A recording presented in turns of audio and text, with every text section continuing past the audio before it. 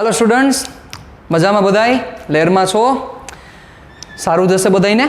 चलो हवे आजना सेशन में आपणे थोड़ा आगळ वधीए। हवे उदाहरण नंबर 1.1 जुओ।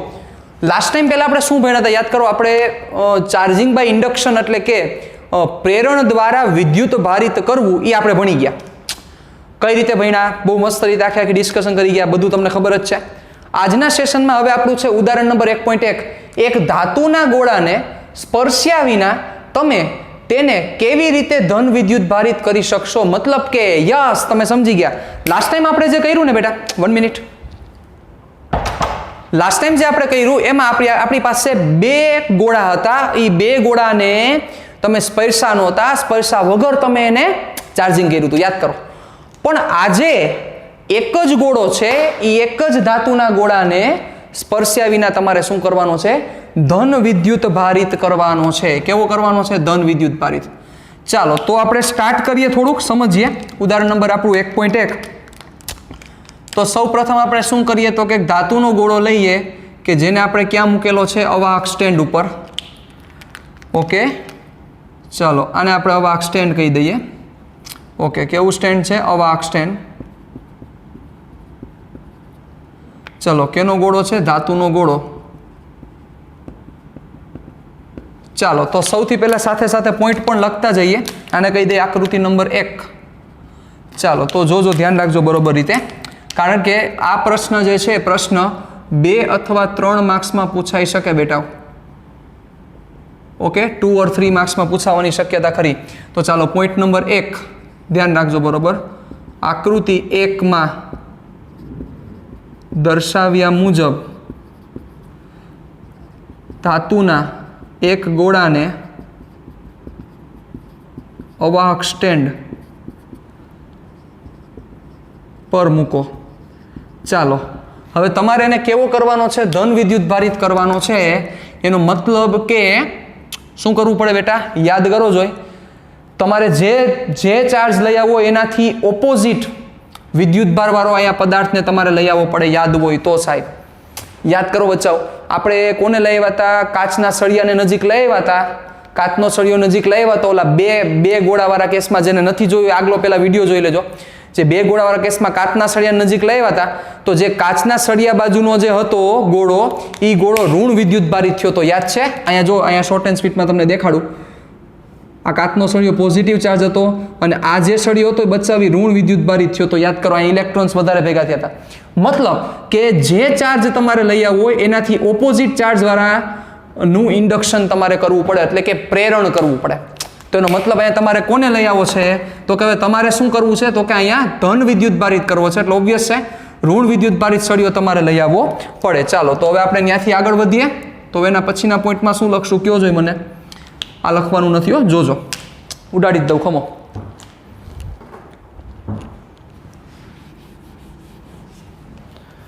चालो हवे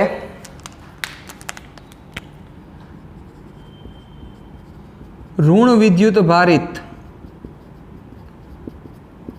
प्लास्टिकना सळियाने धातुना गोळानी नजीक लावो। ओके, एने आपणे शुं कही दઈએ? आकृति नंबर 2।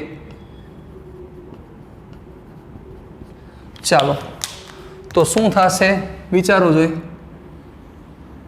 बरोबर। आ तमारे बधा सरखा दौरवाना छे, नो थाय तो पण सरखा दौरी शको छो तमे। परिकरनी मददथी दौरी शकाय अथवा कोई ढांकणुं छे एना मददथी तमे दौरी शको छो। चालो आपणे आने अवाहक स्टेन्ड उपर मूकी दीधेलो छे। चालो अवाहक स्टेन्ड। चालो हवे जेवो तमे एने कयो सळियो नजीक लई आवो छो बच्चाओ? तमे एने लई आवो छो प्लास्टिकनो ऋण विद्युत भारित सळियो। चालो आ ऋण विद्युत भारित सळियो लई आव्या। ओके, आ कई थई? आकृति 2। चलो हवे जेवो ऋण विद्युत भारित सळियो लई आवशो એટલે શું થશે બચ્ચાઓ?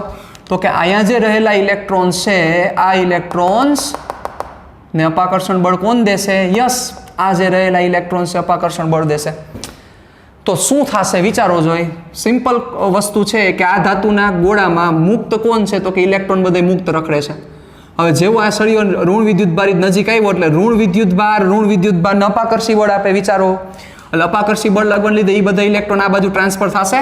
ચાલો, એટલે ઋણ વિદ્યુત ભારિત ઇલેક્ટ્રોન આ બાજુ ગયા અને અહીંયા કયો વિદ્યુત ભાર ઓપન થયો? તો કે ધન વિદ્યુત ભાર ઓપન થયો. રેડી? નજીક લાવો, જેથી આકૃતિ 2 માં દર્શાવ્યા મુજબ કઈ આકૃતિ? આકૃતિ 2 માં દર્શાવ્યા મુજબ ઋણ વિદ્યુત ભારિત સળીઓ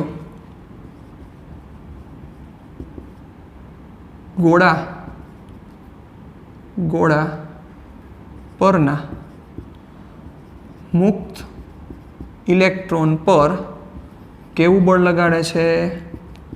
અપાકર્ષી બળ લગાડે છે, જેથી મુક્ત ઇલેક્ટ્રોન એ ગોળાની જમણી બાજુ એકઠા થાય છે અને ડાબી બાજુ ધન વિદ્યુત ભાર શું પડે છે? ખુલ્લો પડે છે, એટલે કે ઓપન થાય છે. It's very simple to understand. ચાલો, હવે શું થશે? સિમ્પલ વસ્તુ એ છે, હવે લોચો થાય છે. શું લોચો છે કહે છે કોઈ મને? લોચો એ છે કે વિચારો, જો તમારે એને ધન વિદ્યુત ભારિત કરવો છે એટલે આ બધા ઇલેક્ટ્રોન છે એ નીકળી જવા જોઈએ. જો આ બધા ઇલેક્ટ્રોન નો નીકળે તો મૈરા. શું કામ? હવે આ બધા ઇલેક્ટ્રોન નો નીકળે, જેટલા પ્લસ છે એટલા સામે માઇનસ તો છે જ. એટલે જેવો તમે સપોઝ આ સળિયો, તમને એમ થાય કે આ પ્લાસ્ટિકના સળિયાને તમે દૂર લઈ જાઓ, આ પ્લાસ્ટિકનો સળિયો જેવો તમે દૂર લઈ જશો એટલે પોઝિટિવ નેગેટિવ વળી પાછા હતા એમને થઈ જશે, ન્યુટ્રલ થઈ જશે સીધા. ન્યુટ્રલ એટલે તટસ્થ થઈ જશે. પણ તમારે આને ધન વિદ્યુત ભારિત કરવાનો થાય છે એટલે આ બધા જે ઇલેક્ટ્રોન છે એ બધા અહીંથી નીકળી જવા જોઈએ. ઓલા કેસમાં બહુ સારું હતું. શું કામ હતું? તો કે ઓલા કેસમાં તો અહીં બીજો ગોળો હતો, એટલે શું થાય? તો કે આ બધા ઇલેક્ટ્રોન સપોઝ આ બાજુ વહી જાય અથવા ઇલેક્ટ્રોન્સ આ બાજુ ટ્રાન્સફર થઈ શકતા હતા, એટલે એમાં ઇમ્બેલેન્સ એટલે અસંતુલન આવી શકતું હતું. પણ અહીંયા તો છે જ એકલો અને બીજું આને કઈ સંપર્કમાં લઈ આવવાનો નથી આપણે. એ વસ્તુ ખબર છે તમને? તો હવે શું થાય? મતલબ કે જો આ ઇલેક્ટ્રોન નીકળી ગયા તો આપણું કામ થાય. તો વિચારો તો એવું કયું પરિબળ છે બેટા કે જે શું કરે? વધારાના વિદ્યુત ભારને લઈ લે. કયો કેસ છે? કોઈને યાદ આવે કે જે શું કરે? વધારાનો વિદ્યુત ભાર છે એ વધારાના વિદ્યુત ભારનું શોષણ કરી લે. યાદ કરો. આ જે ઇલેક્ટ્રોન છે એને કાઢી નાખવા માટે શું કરવું પડે? આવું ભણ્યા હતા ક્યાંય કે ઓલી ચમચી છે એ ચમચી ઉપર વિદ્યુત ભાર નથી આવતો? યાદ આવે છે? શું કામ નહોતો આવતો? યાદ કરો. એકમાત્ર કારણ હતું કે તમારું બોડી છે એટલે કે આપણું શરીર છે એ શરીર સુવાહક છે એના કારણોસર આપણા જે પગ છે એ સીધા જમીન સાથે કનેક્શનમાં છે. હા, યસ, કે જમીન છે એ જમીન પાસે તાકાત છે કે વધારાના વિદ્યુત ભારને શું કરવામાં આવે? હા, લઈ લે. તો મતલબ કે આ ગોળાને હવે ગ્રાઉન્ડિંગ કરી દેવામાં આવે, અર્થિંગ કરી દેવામાં આવે તો શું થાય કે જમીન છે આ વધારાના ઇલેક્ટ્રોનનું શું કરી લેશે? શોષણ કરી લેશે. તો એ વસ્તુ અહીંયા મૂકો. ચાલો, તો શું થશે? ચાલો ધ્યાન રાખજો કે હવે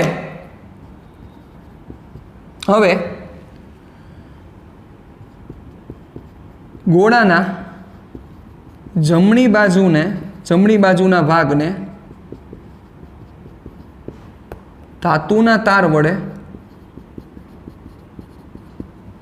અર્થિંગ એટલે કે બીજા શબ્દોમાં ગ્રાઉન્ડિંગ કરાવવામાં આવે છે. રેડી? કઈ આકૃતિ? આકૃતિ નંબર 3 અહીં લખી નાખો. ઓકે, ચાલો તો શું થશે? આપણે દોરવું પડશે તો દોરીએ. એમાં શું હોય? એમાં કાંઈ ન હોય. બાકી મજામાં છો ને બધાય? ભગવાનને પ્રાર્થના કરીએ વહેલી તકે આપણે બધા ભેગા થાય. આ કોરોનાની મહામારીને લીધે આપણે જે ભેગા નથી થઈ શકતા, કુદરતને પ્રાર્થના કરીએ વહેલી તકે ભેગા થાય.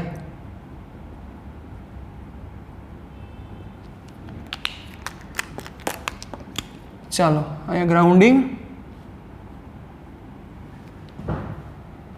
આ ગ્રાઉન્ડિંગની નિશાની છે બેટા, મેં તમને શીખવાડેલું હતું. મોટો લીટો, પછી નાનો લીટો, પછી એના કરતાં નાનો લીટો, એવા 3-4 લીટા દેખાડી દેવાના. રેડી? ચાલો શું થશે હવેનો પોઈન્ટ લખીએ આપણે. અર્થિંગ કરતા ગોળા પરના વધારાના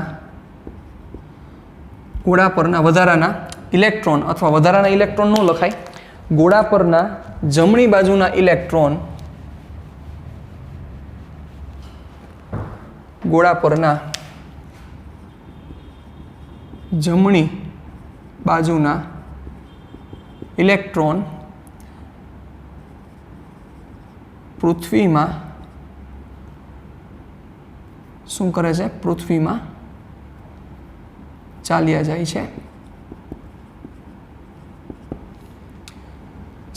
છે. કારણ કે પૃથ્વીનો સ્વભાવ શું છે? કારણ કે પૃથ્વી કેવી છે? સુવાહક છે. એટલે અર્થિંગ કરતાં ગોળા પરના જમણી બાજુના જે ઇલેક્ટ્રોન છે એ પૃથ્વીમાં ચાલ્યા જાય છે. અથવા આપણે આમ પણ લખી શકીએ કે જમણી બાજુના ઇલેક્ટ્રોન છે એ ગોળા પરથી પૃથ્વી તરફ ગતિ કરે છે. ઇલેક્ટ્રોન ગોળા પરથી આમ પણ લખી શકાય, પૃથ્વી તરફ ગતિ કરે છે. ચાલો, એટલે શું થશે એના પછીની આકૃતિ આપણે દેખાડીએ તો શું થાય? બરોબર, વાક સ્ટેન્ડ. પછી હર વખતે લખવાની જરૂર નથી, એકવાર તમે પહેલાં મેન્શન કરી દીધું એટલે ચાલે. આ નેગેટિવ ચાર્જ. ઓકે, આ બધા ઇલેક્ટ્રોન્સ વયા ગયા છે.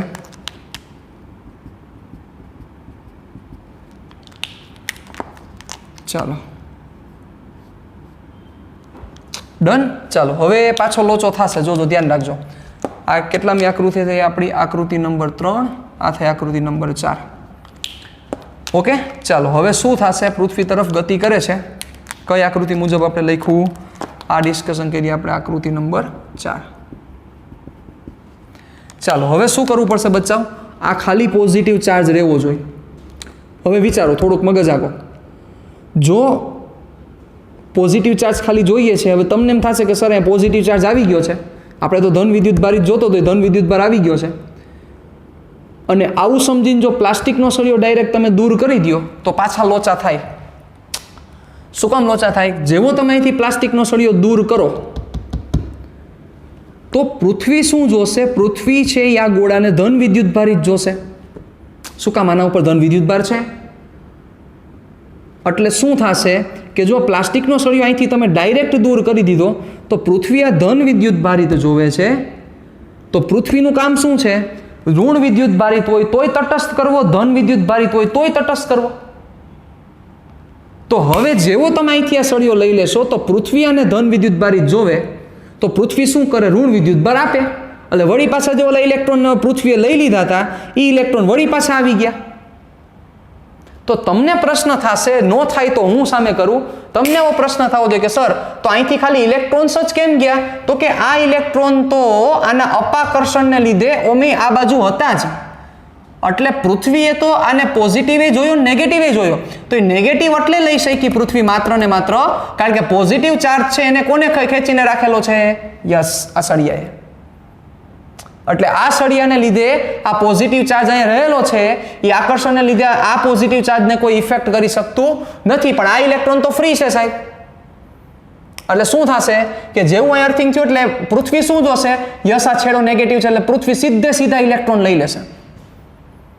પણ હવે જો લોચો થાય કે હવે તમે જો આ પ્લાસ્ટિકના સળિયાને દૂર કરી દો તો પાછા હલવાઈ જાઓ. ક્યાં હલવાઓ? હલવાઓ જ ને. આ પ્લાસ્ટિકનો સળિયો જેવો તમે દૂર કરી દો તો આ પૃથ્વી હવે શું જોવે? આખો ગોળો પોઝિટિવ છે તો પૃથ્વી શું કરે? તટસ્થ કરે. તો પૃથ્વી પાછા ઇલેક્ટ્રોન આમાં ટ્રાન્સફર કરે. સમજાય છે હું શું કહેવા માંગુ છું? આ સમજવાની વાત છે, આ થોડોક મગજ આંકવાની વાત છે. એટલે તમારે શું કરવું પડશે કે પૃથ્વી હવે ઇલેક્ટ્રોન ન દે એના માટે તમારે શું કરવું પડશે? અહીંથી અર્થિંગ શું કરવું પડશે? કાઢવું પડશે. એટલે જેવા ઇલેક્ટ્રોન ટ્રાન્સફર થઈ ગયા પછી અર્થિંગને શું કરવું પડે? તો કે દૂર કરવું પડે. એટલે અર્થિંગ દૂર કરી દો એટલે હવે તો ઇલેક્ટ્રોન નહીં આવે. રેડી? એટલે આ પ્લાસ્ટિકના સળિયાને દૂર લઈ જ જવાનો છે, નથી લઈ જવાનું એવું નથી કહેતો. પ્લાસ્ટિકના સળિયાને દૂર લઈ જ જવાનો છે, પણ અર્થિંગ દૂર કર્યા બાદ આપણે ઓમાં કેમ લાસ્ટ ટાઈમ આપણે ઇઝીલી લઈ શકતા હતા. લાસ્ટ ટાઈમ આપણે એવું ધ્યાન રાખ્યું હતું ને, આગલા કેસમાં શું ધ્યાન રાખ્યું હતું કે ઓલો સળિયો, કાચનો સળિયો અને ગોળો બંને એકી સાથે ટ્રાન્સફર કરવા પડે. એ જ વસ્તુ અહીંયા ધ્યાન રાખવાની છે કે અહીંયા આ જે અર્થિંગ વાળો જે ભાગ છે એ અર્થિંગ વાળા ભાગને દૂર કરીને આ પ્લાસ્ટિકના સળિયાને દૂર લઈ જવાનો છે. તો હવે પોઈન્ટ આપણે લખીએ.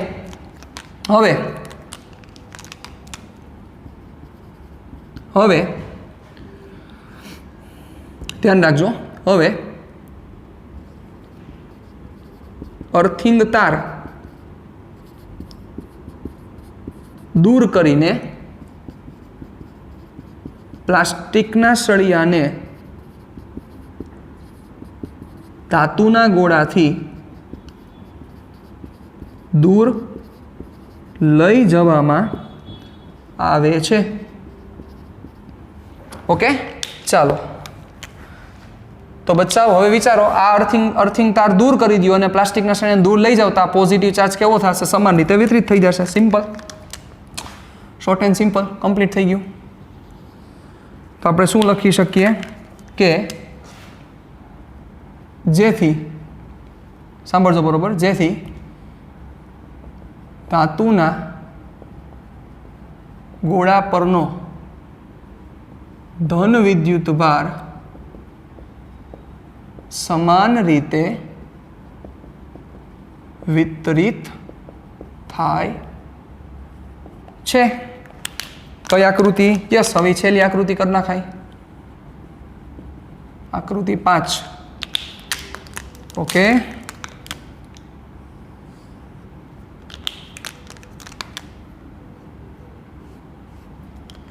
સમાન રીતે વિતરિત થાય છે. આ થઈ તમારી આકૃતિ નંબર 5. થઈ ગયો ધન વિદ્યુત ભારિત. ઓકે, શું મૂળ એ મુદ્દો હતો? મૂળ મુદ્દો એક જ હતો કે આ જે વધારાના ઇલેક્ટ્રોન્સ છે નીકળી જવા જોઈએ. કારણ કે ધન વિદ્યુત ભારિત કોઈ ગોળાને કરવું હોય તો શું કરવું પડે બચ્ચાઓ? થોડુંક આ વિચારો જોઈએ. આ તમારું લોજિક મને કયો જોઈએ કે ધન વિદ્યુત ભારિત હોય, કોઈ ગોળાને ધન વિદ્યુત ભારિત કરવું હોય તો શું કરવું પડે? ઇલેક્ટ્રોન જવા જોઈએ.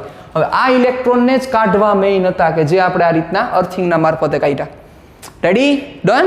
ઓકે, ચાલો વધીએ આગળ. હવે તો આ રીતે લખી નાખીએ. આ રીતે ધાતુનો ગોળો સ્પર્શ્યા વિના કેવો થયો? ધન વિદ્યુત ભારિત થયો. રેડી? It's over. સિમ્પલ વસ્તુ છે. પણ હવે તમને આવું કીધું હોત તો આ આખે આખો સમ તમારે તમારી બુકમાં લખવાનો છે. મોસ્ટ આઈએમપી છે, 3 માર્કનો સમ છે, 2 અથવા 3 માર્કનો પૂછી શકે. આ તમારે ફિગર ડ્રો કરવી પડે, બધું પરફેક્શનથી કરવું પડે. ઓકે, એમને તમે લખવા માંડો તો ચાલે નહીં. આ વસ્તુને ધ્યાન રાખવાની છે. ચાલો, તો હમણાં એમ તમને એવું કીધું હોત તો કે તમે આ ગોળાને સ્પર્શ્યા વિના ઋણ વિદ્યુત ભારિત કરી શકશો. કેવી રીતે ઋણ વિદ્યુત ભારિત કરશો? હે, સમજદાર કોઈ ઈશારા કાફી હે. હવે આમાં જો ચેન્જીસ કરીશ, હવે આપણે રાઇટિંગમાં કાંઈ નથી કરવું પણ આમાં ચેન્જીસ કરીશ. હવે શું થશે મને કયો જોઈએ? ઋણ વિદ્યુત ભારિત કરવો હોય તો યસ, સૌથી પહેલો તમને જ આઈડિયા આવે છે કે ઋણ વિદ્યુત ભારિત કરવા માટે પહેલા આ જે સળિયો છે એને મારે ધન વિદ્યુત ભારિત કરવો પડશે. તો લેવો પડે સાહેબ, લઈ લ્યો. ચાલો, હવે આ જેવો ધન વિદ્યુત ભારિત થાય એટલે વધારાના શું છે? ઇલેક્ટ્રોન જે ફ્રી હતા કે જે ઓલી બાજુ ગયા હતા એ બધા ઇલેક્ટ્રોન કઈ બાજુ આવે? સમજી ગયા કે નો સમજ્યા? એ ઇલેક્ટ્રોન બધા અહીંયા ટ્રાન્સફર થયા. એ જેવા ઇલેક્ટ્રોન અહીંયા ટ્રાન્સફર થયા એટલે પોઝિટિવ ચાર્જ અહીંયા ઓપન થયો. ચાલો, પોઝિટિવ ચાર્જ ઓપન થયો. હવે જેવું તમે ગ્રાઉન્ડિંગ આપશો તો શું થશે? વિચારો જોઈ. કોઈ કહેશે? હે, કોઈ કહેશે? જેવું તમે ગ્રાઉન્ડિંગ આપશો એટલે શું થશે? ગ્રાઉન્ડિંગ આપશો એટલે શું? આ બધા પોઝિટિવ ગતિ કરીને અંદર વહી જશે. જાય? હે ભાઈ, જાય? કયો જોઈ? પોઝિટિવ ગતિ કરીને અંદર જાય ન જઈ શકે, પોઝિટિવ થોડા મોશન કરે. યસ, તો શું થશે કે આ પૃથ્વી છે, આ પૃથ્વી શું જોશે કે આ પોઝિટિવ ચાર્જ છે તો એને બેલેન્સ કરવો છે. બેલેન્સ કઈ રીતના થાય? પોઝિટિવ ચાર્જને બેલેન્સ કરવો હોય તો નેગેટિવ હામો દેવો પડે. તો ઈ નેગેટિવ કઈ રીતના આપશે? સિમ્પલ, ઈ નેગેટિવ એ અહીંથી પૃથ્વીમાંથી ઇલેક્ટ્રોન કઈ બાજુ ટ્રાન્સફર કરશે? આ ગોળા ઉપર. ને પૃથ્વી ઉપરથી ઇલેક્ટ્રોન ટ્રાન્સફર કરી આ ગોળા ઉપર આ નેગેટિવ ચાર્જ આવે એટલે આ પોઝિટિવને શું કરી દેશે? બેલેન્સ કરી દેશે. એટલે અહીંયા છેડે કેવો ચાર્જ વધશે? ઋણ વિદ્યુતભાર વધશે. જેવું તમે ગ્રાઉન્ડિંગ કાઢી નાખો, ગ્રાઉન્ડિંગ કાઢો એટલે આના ઉપર પાછો કેવો ચાર્જ આવી જાય? ઋણ વિદ્યુતભાર થઈ જાય. સમજી ગયા? આ વસ્તુ થાય. એટલે થાય શું? તો કે જ્યારે તમે એને ઋણ વિદ્યુતભારિત કરો છો ત્યારે ધન વિદ્યુતભારિત કરતા હતા ત્યારે પૃથ્વી ઇલેક્ટ્રોન લઈ લેતી હતી. કારણ કે પૃથ્વી શું કરે છે? નેગેટિવ હોય તો એ તટસ્થ કરે. શું કામ કરી? બધું પ્રૂવ કરીશ પણ શાંતિ રાખી જાઓ. બરોબર? તો એને તટસ્થ કરે. અને જો પોઝિટિવ ચાર્જ હોય તો એને તટસ્થ કરે. તો પોઝિટિવ ચાર્જને તટસ્થ કરવું કઈ રીતના કરે? તટસ્થ કરવું પડે, નેગેટિવ હામો દેવો પડે. જો નેગેટિવ ચાર્જ છે તો એને તટસ્થ કરવા માટે શું કરવું પડે? એ નેગેટિવ બધું લઈ લ્યો. બરોબર? કાંઈ થાય કા પોઝિટિવ સામે દો, પોઝિટિવ સામે દઈ શકે એમ નથી. એટલે નેગેટિવ બધું શું કરી લે? શોષી લે. સિમ્પલ વસ્તુ છે. Done, got it. ચાલો, તો આ આજનું ડિસ્કશન આપણું અગત્યનું ઉદાહરણ નંબર 1.1 એની આપણે ચર્ચા કરી. ચાલો, હવે આપણે જે ટોપિક ઉપર ચર્ચા કરવી છે એનું નામ છે વિદ્યુત ભાર. હવે આપણે વિદ્યુત ભાર વિશે થોડીક ડિસ્કશન કરી લઈએ, એના એકમો વિશે ચર્ચા કરી લઈએ, એની એક વ્યાખ્યા વિશે ચર્ચા કરી લઈએ અને એની બધી આખી ડિસ્કશન કરીએ. ઓકે, ચાલો ધ્યાન રાખજો બરોબર રીતે.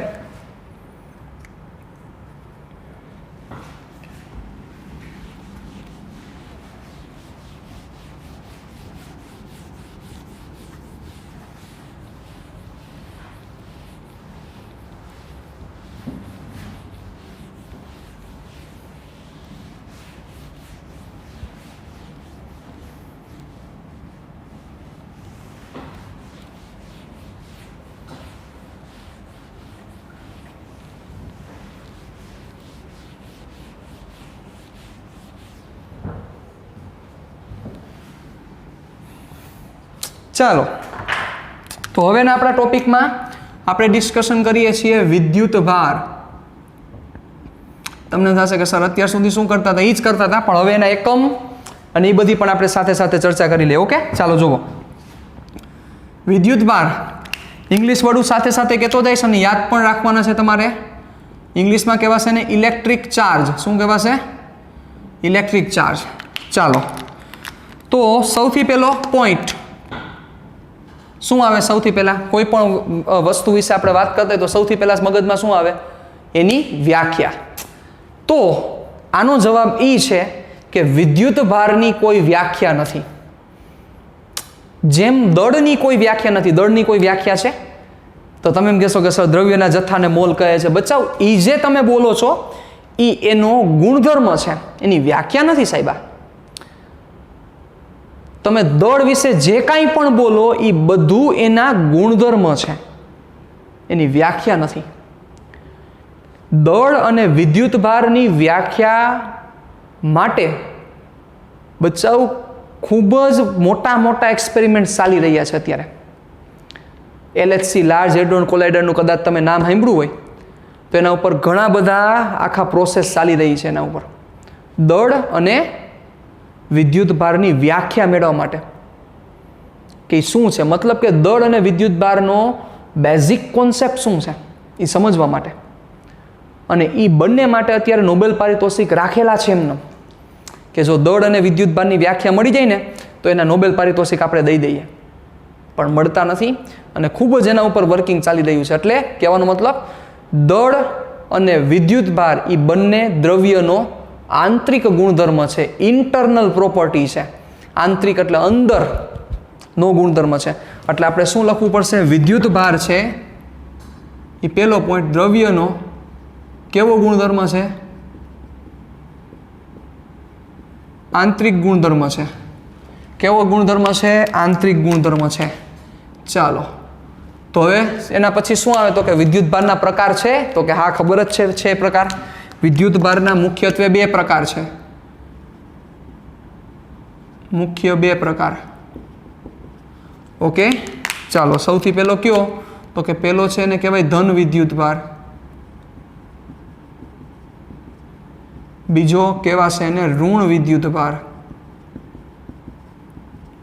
ઓકે, ચાલો એના પછી તો કે સજાતીય વિદ્યુત ભારો વચ્ચે શું થાય અને વિજાતીય વિદ્યુત ભારો વચ્ચે શું થાય, તો એ પણ આપણને ખબર છે, એ પણ આપણે મેન્શન કરી દઈએ કે સજાતીય વિદ્યુત ભારો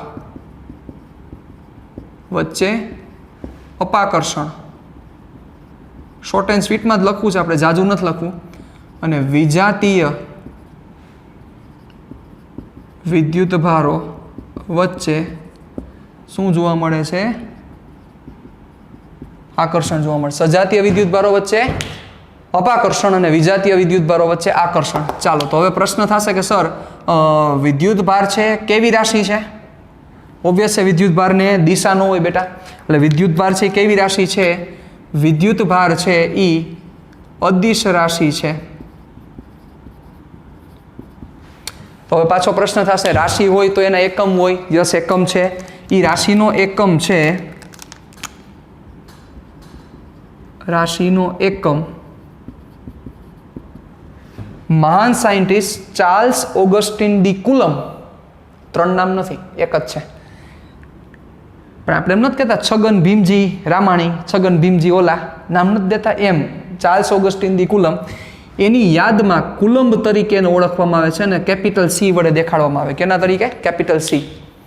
કે જે કુલંબ જે એકમ છે, આ એકમ એનો એસઆઈ એકમ છે. એટલે એસઆઈ પદ્ધતિમાં, સિસ્ટમ ઇન્ટરનેશનલ પદ્ધતિમાં એનો એકમ કુલંબ તરીકે લેવામાં આવે છે, સી.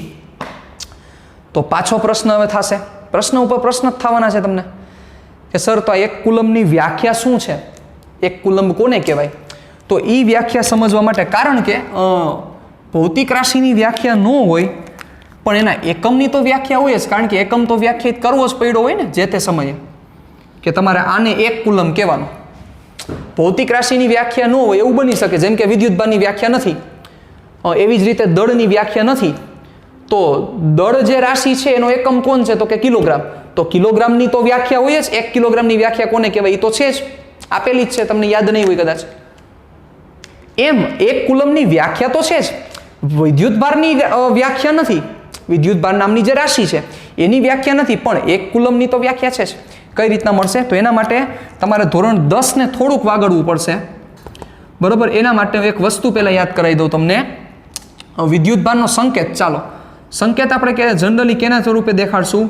તો કે ચાર્જને જનરલી ક્યુ, કેપિટલ ક્યુ અથવા સ્મોલ ક્યુ, આ 2 ક્યુ વડે એને જનરલી દેખાડવામાં આવે છે. ઓકે, ચાલો, સાથે સાથે હવે આ વસ્તુ સમજવા માટે એક કુલંબ ક્યારે થાય એના માટે સમજવા માટે તમારે ધોરણ 10નું ચેપ્ટર નંબર ક્યુ છે એ મને યાદ નથી, પણ વિદ્યુત પ્રવાહવાળું જે ચેપ્ટર છે એ તમારે યાદ કરવું પડશે. તમને યાદ હોય તો I = Q/T આવું સૂત્ર આવતું તમારે. આ સૂત્ર આપણે આવશે 3જા ચેપ્ટરમાં આવશે, અને બહુ ડિટેલમાં ડિસ્કશન કરવાની છે. આની સાથે તો આપણે રમવાનું છે ચેપ્ટર નંબર 3માં.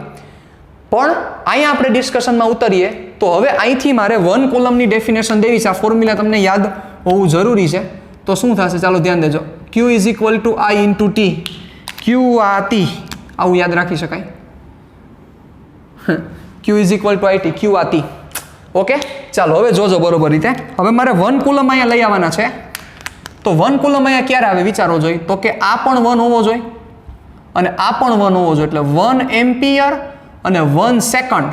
આ 1 તો 1 એકુ 1, તો આ શું થાય? 1 કુલમ. તેનો મતલબ 1 એમ્પિયરનો પ્રવાહ વહેતો હોવો જોઈએ.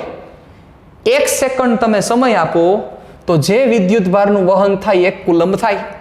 સમજીએ થોડુંક. તમને પહેલાં બેટા વિદ્યુત પ્રવાહની વ્યાખ્યા યાદ છે તો તમને આ સમજવું થોડુંક ઇઝી પડશે. વિદ્યુત પ્રવાહ કોને કહેવાય?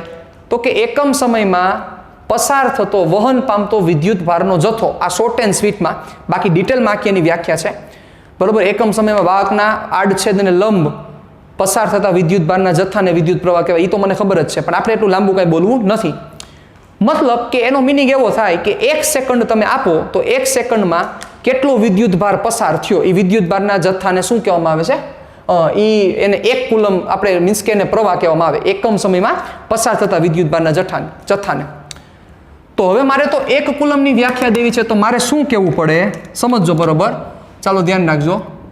1 કુલમની વ્યાખ્યા, ડેફિનેશન ઓફ ધ 1 કુલમ. તો મારે શું કહેવું પડશે કે 1 એમ્પિયરનો વિદ્યુત પ્રવાહ પસાર થતો હોય, કોઈ વાહક તારમાંથી 1 એમ્પિયરનો વિદ્યુત પ્રવાહ પસાર થતો હોય, તો તે વાહક તારમાંથી 1 સેકન્ડમાં પસાર થયેલ વિદ્યુત ભારનો જથ્થો 1 કુલંબ હોય. શું બોલ્યો? ફરીથી સાંભળો. આ બે વસ્તુ તમારે વચ્ચે લેવાની છે. ચાલો, આ વાહક તાર મોટો દેખાડું છું. આ વાહક તાર છે. આપણે એની અક્ષ લઈ લઈએ કે જેમાંથી કેટલો પ્રવાહ જાય છે, તો કે આમાંથી વહન થતો પ્રવાહ 1 એમ્પિયર છે. તો 1 એમ્પિયરનો વિદ્યુત પ્રવાહ ધરાવતો વાહક તાર માંથી 1 સેકન્ડમાં, કેટલી સેકન્ડમાં? 1 સેકન્ડમાં જે વિદ્યુત ભારનો જથ્થો પસાર થાય એ 1 કુલંબ હોય. કેટલા કુલંબ હોય? 1 કુલંબ હોય. તો મતલબ શું લખીશ અહીં ધ્યાન રાખજો. 1 એમ્પિયરનો વિદ્યુત પ્રવાહથી પસાર થાય છે, 1 એમ્પિયરનો કરંટ જાય છે, તો 1 સેકન્ડ આપો તો 1 સેકન્ડમાં આ આડછેદમાંથી કેટલો વિદ્યુત ભાર પસાર થયો? 1 એમ્પિયર. 1 સેકન્ડ તો કેટલો વિદ્યુત ભાર પસાર થયો? 1 કુલંબ. તો મતલબ શું લખી શકીએ? ધ્યાન રાખજો વ્યવસ્થિત રીતે કે 1 એમ્પિયર વિદ્યુત પ્રવાહ ધરાવતા વાહક તાર માંથી 1 સેકન્ડમાં પસાર થતા વિદ્યુત ભારના જથ્થાને 1 કુલંબ કહે છે. સિમ્પલ વસ્તુ થઈ ગઈ. 1 એમ્પિયર વિદ્યુત પ્રવાહ ધરાવતા વાહક તારમાંથી 1 સેકન્ડમાં પસાર થતા વિદ્યુત ભારના જથ્થાને 1 કુલંબ કહે છે. બહુ સિમ્પલ વસ્તુ છે. તો હવે આના ઉપરથી આ રાશિનો નવો એકમ મળી ગયો. જોવો જોઈએ કુલંબ બરાબર શું લખી શકાય? Ampere into second. સમજાય છે? આ કુલંબ એમ્પિયર ઇન્ટુ સેકન્ડ એટલે બીજો એકમ થયો. ચાલો વધો આગળ. એમ્પિયર ઇન્ટુ સેકન્ડ આ એનો બીજો એકમ થયો. આ પણ કેવો એકમ છે? એસઆઈ છે. પણ આનો ઉપયોગ આપણે બહુ ઓછો કરીશું. આનો ઉપયોગ જનરલી નહીં આવે. આપણે મોટા ભાગે કોનો ઉપયોગ કરવાના છે? કુલંબનો. ઓકે, ચાલો વધી આગળ. હવે એનું એમએલટી ફોર્મ પણ લઈને લખી નાખીએ. અહીંયા છે જ તો સાથે સાથે ચાલો. તો એમએલટી ફોર્મ શું થશે? એમએલટી દર્શાવવા માટે મોટો કૌંસનો ઉપયોગ થાય છે. ચાલો, તો એમએલટી ક્યુનું એમએલટી એમ્પિયર ઇન્ટુ સેકન્ડ, મતલબ કે દળનો કોઈ ભાગ નથી એટલે M0, લંબાઈનો કોઈ ભાગ નથી એટલે L0, સમયનો કેટલો પાવર છે? 1 પાવર, કારણ કે સેકન્ડનો કાંઈ ન હોય તો 1 પાવર હોય ને એમ્પિયરનો 1 પાવર, એટલે ટીનો 1 પાવર અને એમ્પિયર એટલે કે પ્રવાહનો 1 પાવર. તો આ તમારું એમએલટી થયું. આ એમએલટી યાદ રાખવાનું છે, ક્યાંય ભૂલવાનું નથી. ખૂબ કામ લાગશે આગળ ઉપર. એટલે M0, L0, T1, A1 આ એનું શું થયો? વિદ્યુત ભારનો એમએલટી. ક્લિયર? ડન? ચાલો, તો આ વસ્તુ આપણે સમજ્યા. આ કોની વ્યાખ્યા હતી? 1 કુલંબની વ્યાખ્યા છે.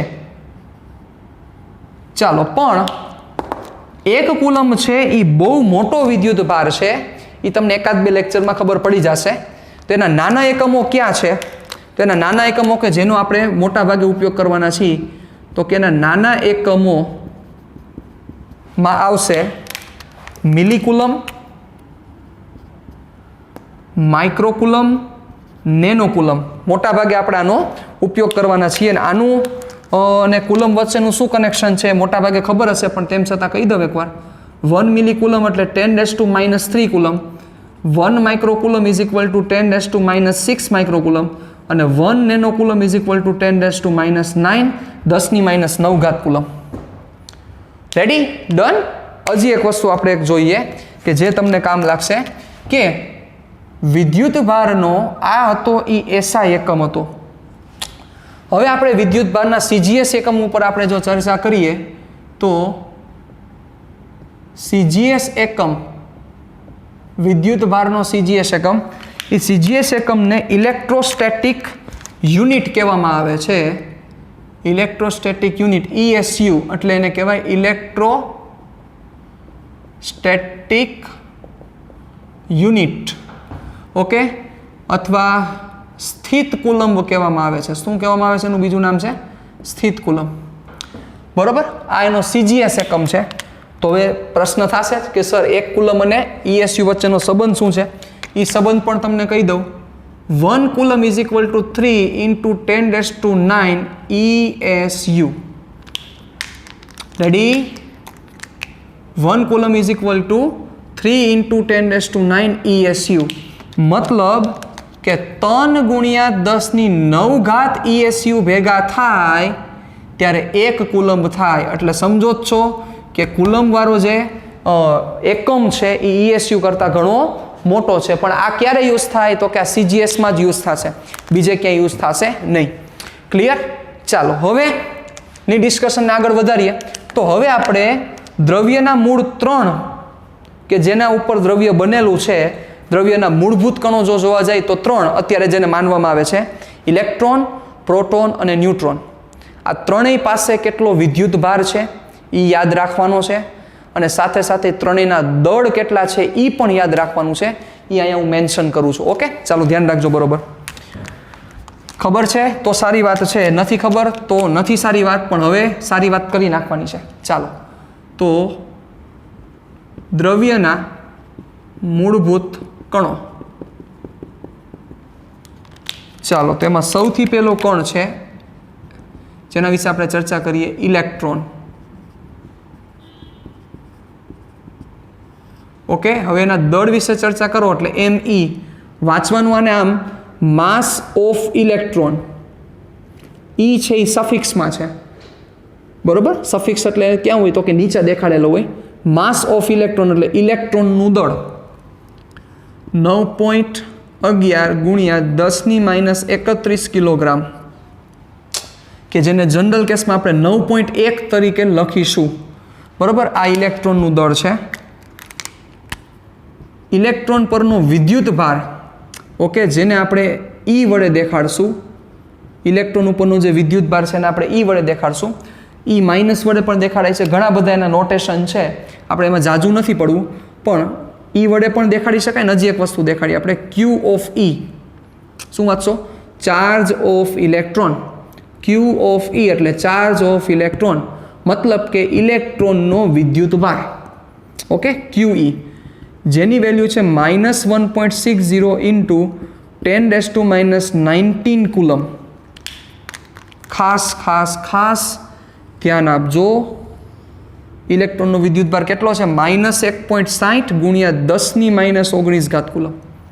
આ કોનો વિદ્યુતભાર છે? આ ઇલેક્ટ્રોનનો વિદ્યુતભાર છે. અને દળ કોનું છે? ઇલેક્ટ્રોનનું દળ છે. ઓકે, માઇનસ સૂચવે છે પ્રકાર. ચાલો, એના પછીનો જે ભાઈ આવે એ ભાઈનું નામ છે પ્રોટોન.